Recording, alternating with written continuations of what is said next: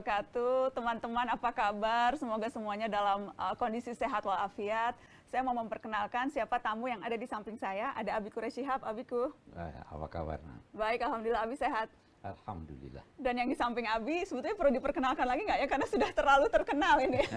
Ada Gus Baha. Assalamualaikum Gus. Assalamualaikum warahmatullahi wabarakatuh. Sehat-sehat Gus. Alhamdulillah. Terima kasih banyak sudah bersedia hadir silaturahmi. Senang banget bisa kumpul lagi sama Gus Baha di rumah Abi. Ya, sama-sama.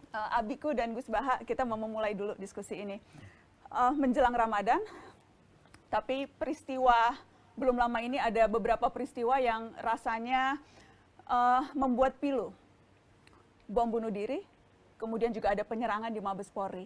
Dan pelakunya, Abiku, pelakunya itu menuliskan surat wasiat. Yang di surat itu menyatakan mereka melakukan itu atas nama jihad. Spesifik ditulis bahwa menurut mereka tingkatan ibadah tertinggi inilah yang bisa mereka lakukan. Tauhid, sholat, kemudian jihad. Nana ingin tahu bagaimana Abi dan Gus Baha melihat itu. Baik, bismillahirrahmanirrahim. Abi terus terang tidak ingin berkata bahwa sholat jihad yang tertinggi. Tapi yang tertinggi itu adalah syahadat alla ilaha illallah. Itu yang tertinggi. Dan semua kegiatan, apapun kegiatan itu, kecil atau besar, harus dikaitkan dengan la ilaha illallah, harus sejalan dengan tuntunan la ilaha illallah. Jadi kalau ada satu kegiatan, boleh jadi kegiatannya dinilai sebagai kegiatan jihad atau apalah, tetapi tidak sesuai dengan prinsip-prinsip yang ditetapkan Allah, maka itu bukan suatu, jangankan memiliki nilai tertinggi, itu bukan suatu aktivitas yang direstui oleh agama. Nah, memang selama ini banyak kesalahpahaman tentang jihad. Jihad itu menggunakan seluruh daya untuk mencapai sesuatu yang luhur. Nah, jadi jihad bukan hanya dalam bentuk perang. Bahkan kalau kita buka ayat-ayat Al-Quran, kita akan menemukan bahwa sejak Nabi di Mekah, itu sudah ada perintah jihad. Wajahidhum bihi jihadan kabira. Itu di surat Al-Furqan. Itu turun sebelum Nabi hijrah. Berjihadlah melawan para pendurhaka. Dengan jihad yang besar, berjihad dengan nilai-nilai Al-Quran. Jadi jihad dengan Al-Quran. Jihad dengan wajahidhum bihi jihadan kabira. Bukan dengan pedang. Bukan dengan pedang. Tidak pernah upaya untuk meyakinkan orang tentang kebenaran agama itu dapat meyakinkan kalau dengan kekerasan. Nah, jadi kalaupun mau berkata ada salat, ada jihad yang dimaksud dengan jihad yang besar itu dalam bahasa Al-Quran, juga nanti dalam bahasa hadis, adalah jihad melawan gejolak nafsu, ingin membalas dan sebagainya dan sebagainya. Okay. Karena itu mereka yang melakukan bom bunuh diri sebenarnya salah langkah. Mestinya mereka itu berjihad dengan menampilkan nilai-nilai ajaran agama, menunjukkan kehebatan ajaran agama ini sehingga mereka masuk Islam.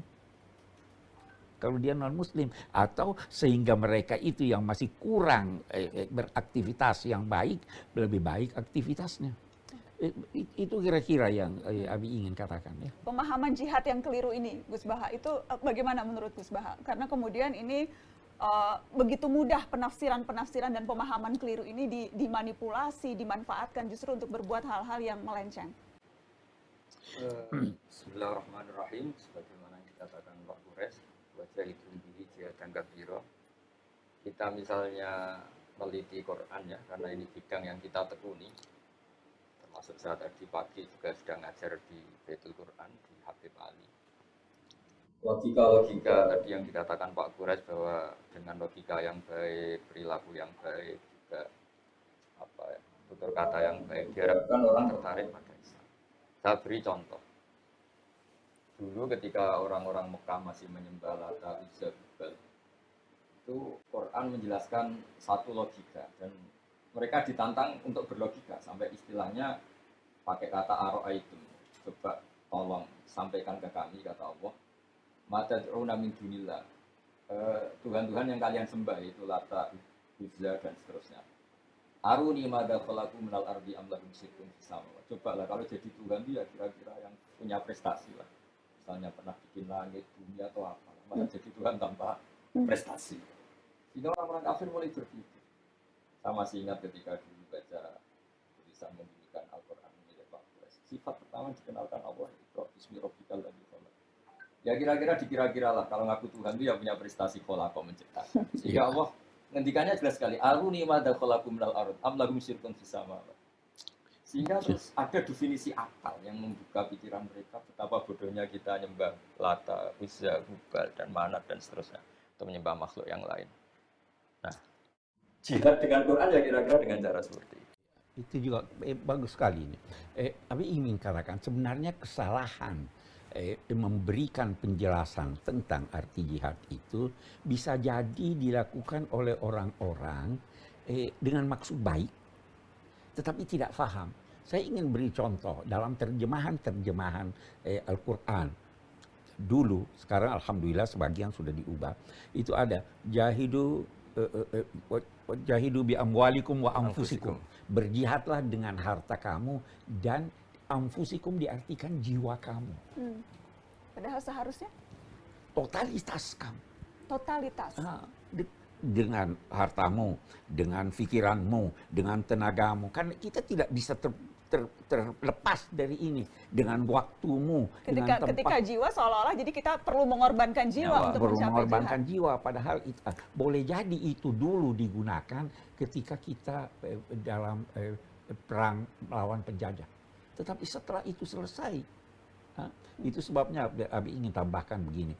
Orang yang melakukan bunuh diri itu untuk mematikan orang lain, itu bertentangan dengan ajaran agama. Kenapa?